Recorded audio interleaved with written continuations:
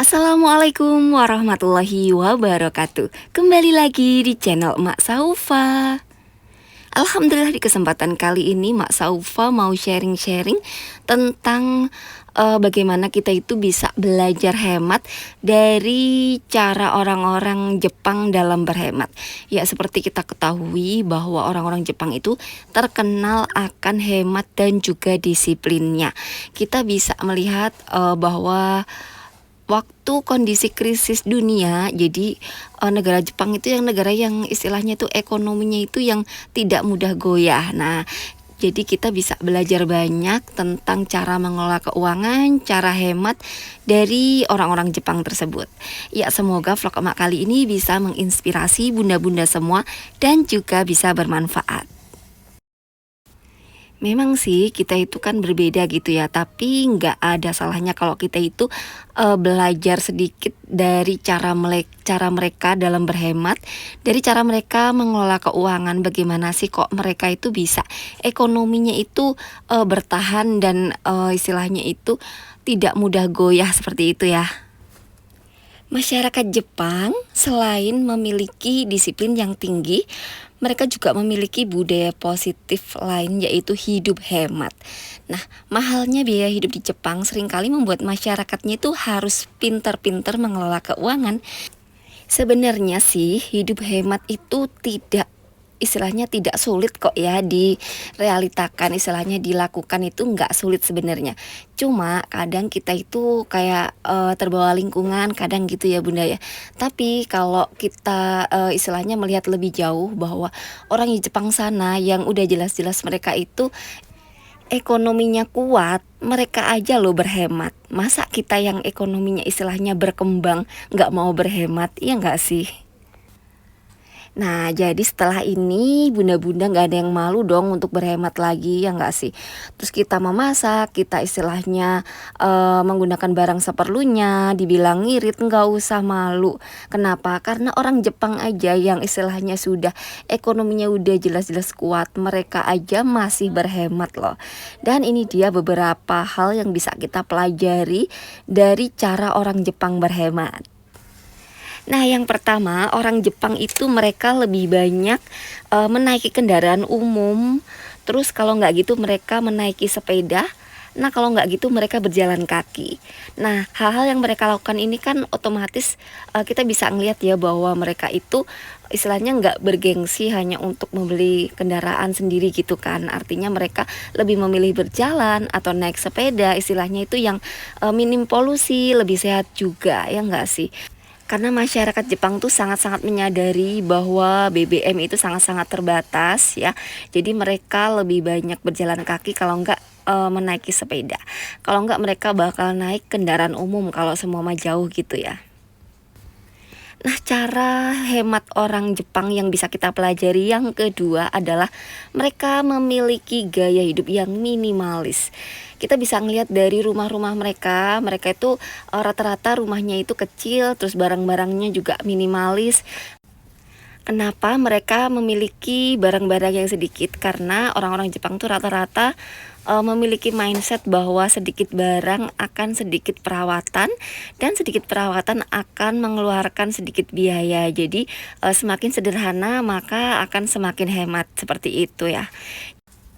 Mindset ini benar-benar bagus dan bisa kita tiru ya bunda-bunda ya. Dan mungkin kita nggak bisa langsung tapi sedikit demi sedikit ya. Dengan kehidupan minimalis, sedikit barang, kita perawatannya lebih mudah. Dan tentunya rumah bisa jadi lebih lega juga kan. Jadi kita bisa mulai ya untuk decluttering besok. Jadi mengurangi barang-barang yang kira-kira kita udah nggak perlu gitu. Selanjutnya cara berhemat orang Jepang itu kita pasti sering banget ya dengar mereka itu mengelola keuangan dengan metode kakeibo. Pasti bunda-bunda sering banget ya dengar. Sebenarnya kakeibo itu apa sih? Ya, metode keuangan kakeibo itu adalah menulis pengeluaran secara manual sehingga mereka paham apa-apa aja yang udah mereka beli. Dan orang-orang Jepang itu juga memiliki rasa apa gimana ya, menyesal apabila mereka udah melakukan pemborosan gitu loh Bunda. Jadi kalau mereka udah melakukan pemborosan tuh mereka menyesal, terus mereka nggak bakal mengulanginya lagi seperti itu. Jadi benar-benar mereka itu disiplin banget ya soal penghematan. Nah, tujuan metode Kakeibo atau menulis pengeluaran secara manual seperti ini tuh supaya mereka tuh bisa mengontrol pengeluaran tuh seminimal mungkin. Ya, jadi semakin minimal yang kita keluarkan, jadi kita itu harusnya semakin bangga ya, maksudnya bisa belanja sedikit nih tapi bisa mencukupkan. Nah, tentunya kita harus semakin ini ya semangat gitu ya Bunda ya untuk berhemat.